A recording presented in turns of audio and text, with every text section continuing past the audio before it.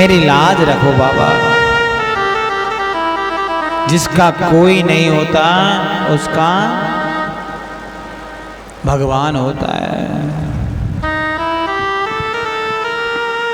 मेरे भाई बहन, ऐसी जगह हम लोग जाते हैं, सोच के जाना चाहिए कि जहां जा रहे हैं, बोलिए ना, वहां का सुरक्षा कैसा है। उनका रखवाला केवल भगवान ही था। महाराज मैंने देखा था, टीवी पे मैं देख रहा था, बताया कि हम लोगों को कोई सुरक्षा देने वाला नहीं था उस समय। लोगों ने दौड़ दौड़ करके, आसपास के लोगों ने बचाया, बाद में फोर्स पहुंची। लेकिन देखिएगा निहत्थे लोगों पे कैसा अत्याचार हुआ है, और ये किसी ना किसी क्या अंदर भय नहीं है। क्या नहीं है? भय नहीं है। मां जिसे भय होता है ना, इतना हिम्मत नहीं कर सकता कि महाराज किसी पे गोली चलाए या किसी के ऊपर कुछ करे। भय हमारा समाप्त हो गया है, और जब तक भय नहीं होता, हमारे यहाँ कहते हैं भय बिन होए ना प्रीत। यदि भय नहीं है तो प्रीति नहीं हो सकती है, इसलिए भय जरूरी है। और महाराज भय कैसे होगा कि जैसे जिन्होंने किया है उनके पूरा खानदान, पूरा रिश्तेदार, सबको दंड मिलना चाहिए। एक करे तो महाराज सबको दंड मिलना चाहिए, चाहे रिश्तेदार क्यों ना हो। क्योंकि महाराज माँ बाप को पता होता है मेरा बेटा बेटी कैसे कर रहा है, घर वालों को सब मालूम होता है कि मेरा बेटा बेटी आतंकवादी है कि भगवान का भक्त है। रिश्तेदारों को भी मालूम होता है कि महाराज कोई भी आतंकवादी होता है तो क्या करता है, बोलिए ना, कौन शरण देता है उसको? या तो परिवार के लोग शरण देते हैं या रिश्तेदार लोग शरण देते हैं, तीसरा कोई नहीं देता। इसलिए हमारा दंड भी किसको मिलना चाहिए? रिश्तेदारों को और हमारा घर वालों को दंड मिलना चाहिए। आगे कोई दूसरा आतंकवादी जन्म नहीं लेगा मेरी माँ। जरा सोचिए उन बच्चों का क्या कसूर था जो महाराज, उन बच्चों को मेरे भाई बहन मालूम भी नहीं था। वो तो महाराज पिकनिक मनाने गए थे जम्मू कश्मीर। हाँ, उन्हें क्या पता था कि महाराज पहलगाम में ये होगा। एक व्यक्ति तो करनाल का रहने वाला, जिसकी शादी 4 दिन पहले हुई है, जिसकी शादी 4 दिन पहले हुई है, वो महाराज गया था मनाने।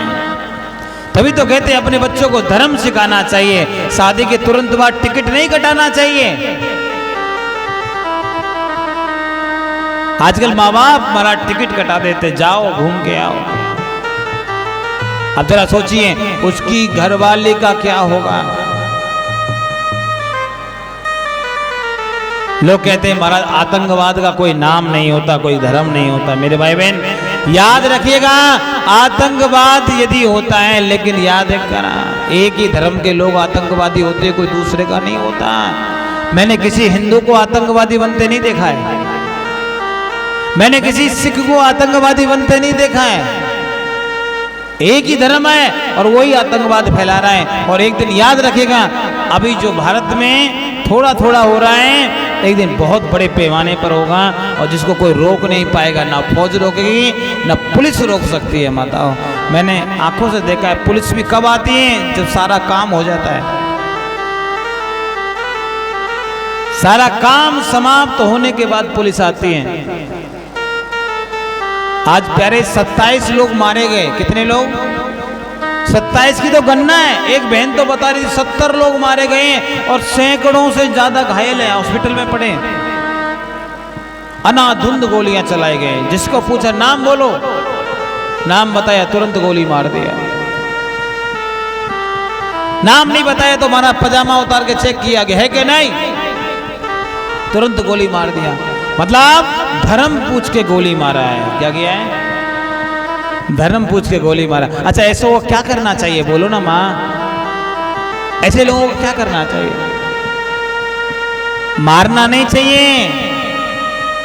ऐसे लोगों को तो मारा, खड्डे खोद के जिंदा। और उनको नहीं, उनके परिवार वालों को ज्यादा मारना चाहिए। क्या करना चाहिए? उनके परिवार वालों को दंड देना चाहिए। ऐसी औलाद पैदा करेगी महाराज जो आज हमको भी किसी और को भी परेशान करेगा। ऐसे रिश्तेदारों को देना चाहिए जिन्होंने रिश्ता रखा है ऐसे लोगों से। और मैं तो कहता हूं माताओं, कोई किसी का सगा नहीं होता इस दुनिया में। जो सनातन है ना वही आपका सगा है। कोई जो सनातन से जुड़ा व्यक्ति है वही आपका सगा हो सकता है। हमारे यहाँ भी महाराज कम्युनिस्टों की कमी नहीं है। हमारे यहाँ भी आपने देखा होगा प्यारे कैसे कैसे लोग। कसाब का नाम सुना है आपने, जिसने बॉम्बे में हमला किया था, हजारों लोगों को मारा है, सैकड़ों लोग मरे थे उसमें, हजारों लोग घायल हुए थे उसमें। जब वो फांसी दिया गया ना, जनाजे में कितना लोग था मालूम? गिनती नहीं कर सकता। और कोई और नहीं, भारत देश में ही था ये नजारा। भारत देश में ही था कि महाराज ऐसा व्यक्ति जिसने प्यारे एकदम प्यारे जो भोजन करने गया, कोई वहां पे रहने गया, किसी का एक रात रुकने का मन था, जिनका कोई अपराध नहीं था, और ऐसे व्यक्ति के बारे में जब वो मरा तो क्या बोले कि कितनी बड़ी गलती किया है भारत ने। ऐसा नहीं करना चाहिए था, ऐसा फैसला नहीं करना चाहिए था, उसको फांसी नहीं देना चाहिए था। हाँ, उसको फांसी नहीं देना चाहिए था। अब जरा बताइए, ऐसे लोगों को फांसी नहीं तो क्या फूल माला पहनाई जाए? बोलिए ना मैया, क्या करना चाहिए? फूल माला पहनाना चाहिए क्या? लेकिन आपने देखा होगा सेकुलर लोग जो होते हैं ना, अभी आप देखना टीवी पे कैसी कैसी वो चलेगी। एक तो बोल रहा था टीवी पे कि भैया उनमें से एक व्यक्ति मुसलमान भी था मरने वाला। कहने का मतलब क्या है? हिंदू मरा है तो क्या हो गया, मुसलमान भी तो मरा है। क्या मतलब? हम तो उनके ही साथ में हैं, छोड़ेंगे ना साथ मरते दम तक, चाहे अपनी बहन को उसको ब्याहना पड़ जाए महाराज। और ये सेकुलर लोग कोई और नहीं होता, हिंदू होता है। क्या होता है? ये हिंदू ही होता है। और लेकिन वो हिंदू नस्ल वाला नहीं होता, वर्ण संकर होता है। क्या होता है? जिसकी माँ का पता नहीं होता, जिसके बाप का पता नहीं होता, ऐसे लोग ही टिप्पणी करते हैं। क्या करते हैं मेरी माँ? टिप्पणी करते हैं। मैं तो कहना चाहिए ऐसे लोगों के मुख में क्या करना चाहिए? आंच लगा देनी चाहिए। ऐसे आदमी ने क्या करना? चूल्हे में दे दे।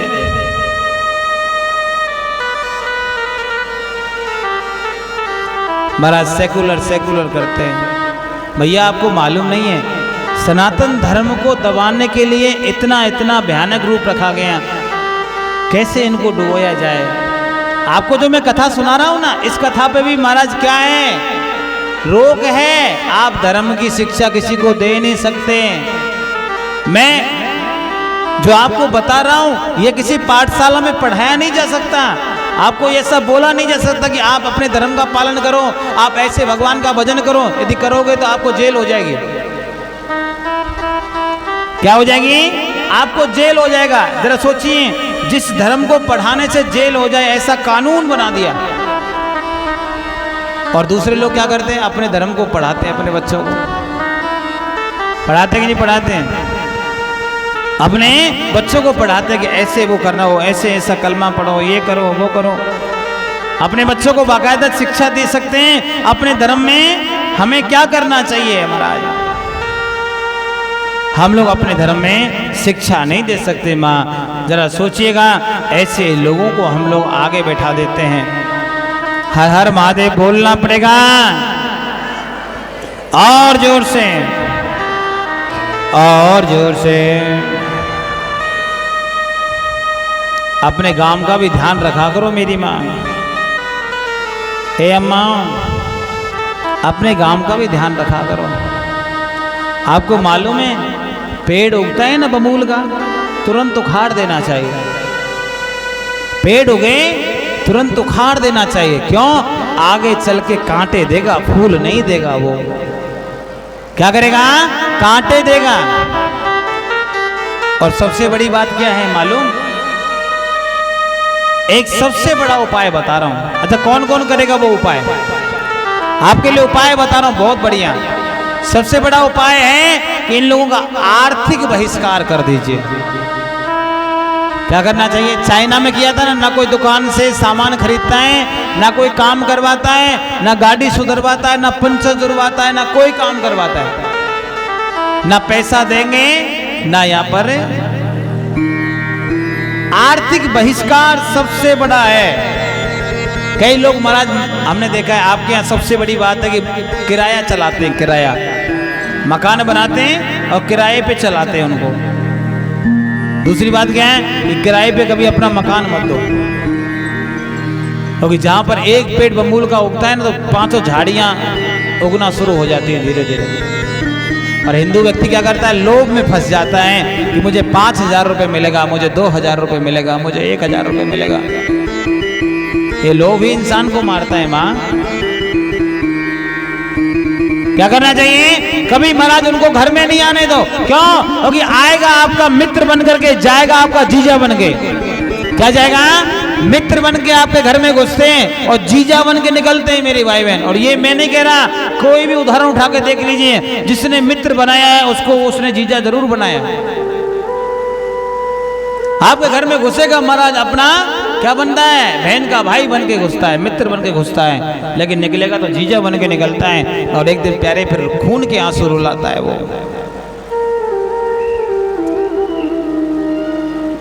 सरकार ने, वैसे तो महाराज हमारी सरकार बड़ी अच्छी है, तीनों के तीनों प्रधानमंत्री जी और हमारे गृह मंत्री जी और रक्षा मंत्री तीनों ने महाराज वहां पर डेरा जमा दिया है। प्रधानमंत्री बाहर हैं लेकिन वहां से ही दे दिया ऑर्डर कि महाराज कुछ भी करो, छोड़ना नहीं है। जहां मिले, जैसे मिले, जो मिले तुरंत महाराज, ना जेल ना बेल, सीधा प्रभु से मेल करा दीजिए। और इससे बढ़िया कार्य कुछ हो नहीं सकता। हर हर महादेव बोलना पड़ेगा।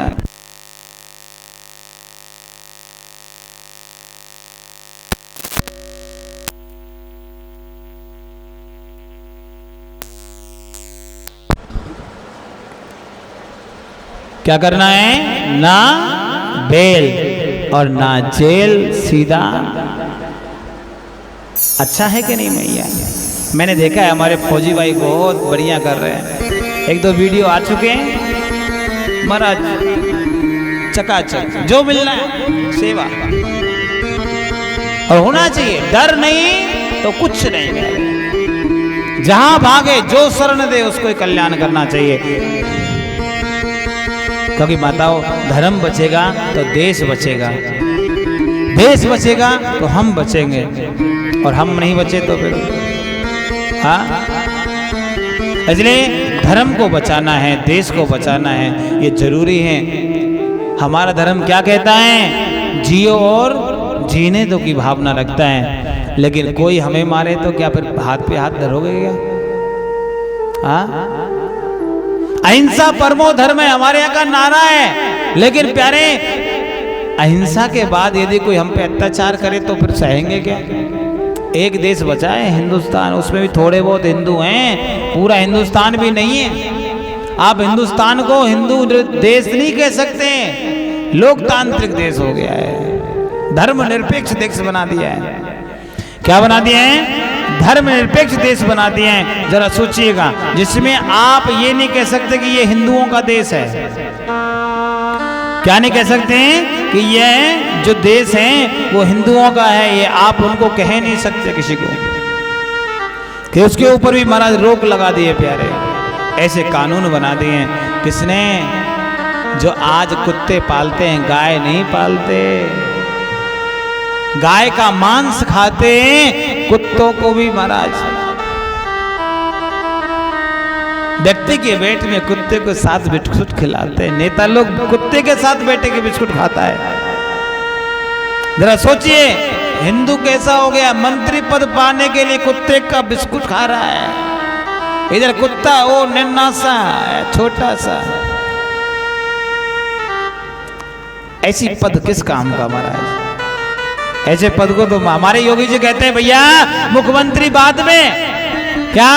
मुख्यमंत्री बाद में। हमारे यहाँ का साधु संत पहले है। क्या है? हमारे यहाँ का साधु संत पहले है, मुख्यमंत्री बहुत बाद में बन रहा है। सीट की कोई लालसा नहीं है। और आपने देखा होगा उत्तर प्रदेश में संतों को कितना अपमान किया था। पुलिस वाले उनको बहुत मारते थे कई बार, पुलिस वाले ने गोलियां भी चलाई थी महाराज कई बार। कितने प्यारे, बहुत बड़ा भयंकर रूप से उर्दंग हुआ करता था, कितने दंगे होते थे। आज जब से संतों का राज आया एक भी दंगा नहीं हुआ। क्यों मालूम है? करेगा एक भरेंगे 10, एक करेगा 10 भरेगा। तो इसलिए मालूम हो गया कि महाराज चुन चुन के वापस लिया जाएगा। आज भी कावड़ यात्रा पे क्या होता है? फूल वर्षा होती है। पहले क्या होता था कावड़ यात्रा पे? हाँ जी, पत्थर फेंके जाते थे, जूते फेंकते थे, यहाँ तक मांस मदिरा को फेंका जाता था कावड़ यात्रियों पे। एक पुलिस वाला जिसकी एक इधर स्टार होती है हेड कांस्टेबल, वो अपने आप को महाराज वहां का मालिक समझता था। आज प्यारे एसपी रैंक के भी व्यक्ति कावड़ यात्रियों के चरण दबाते हैं।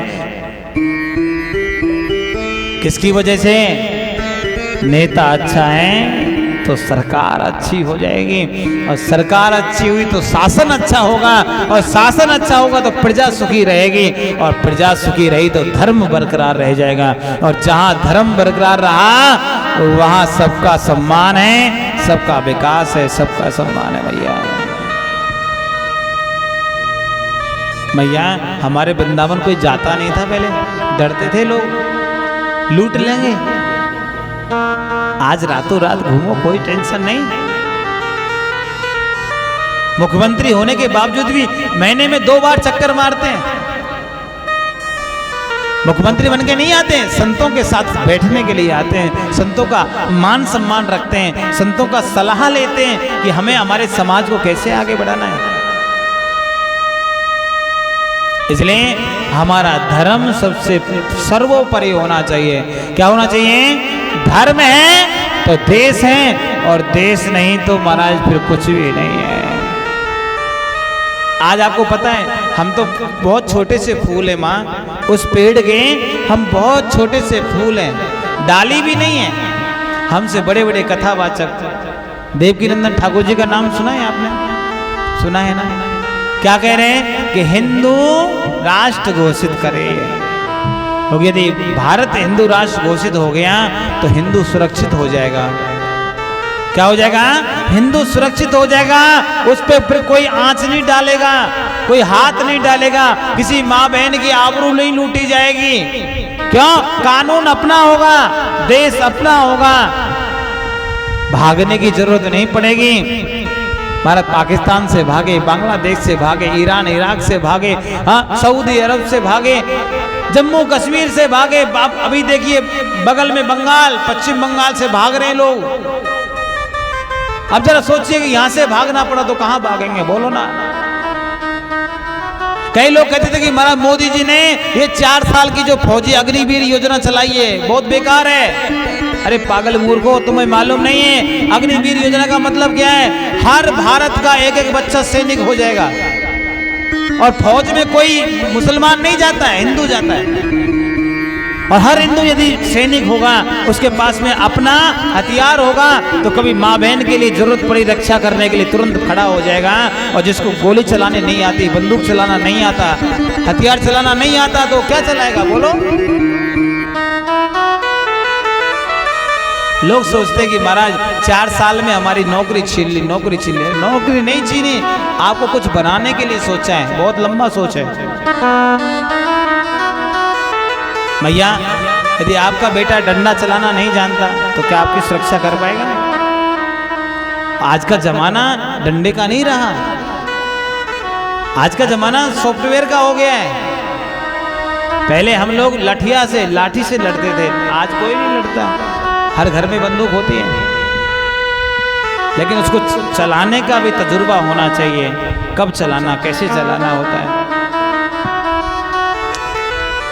इसलिए अपने धर्म को बचाइए माँ, राधे राधे बोलना पड़ेगा और जोर से, और जोर से। मुझे बड़ा दुख हुआ माँ। आइए आधा मिनट का हम लोग मौन रखेंगे उन लोगों के लिए जिन्होंने 27 लोगों ने अपनी जान गंवाई है, और भगवान से प्रार्थना करेंगे, हे प्रभु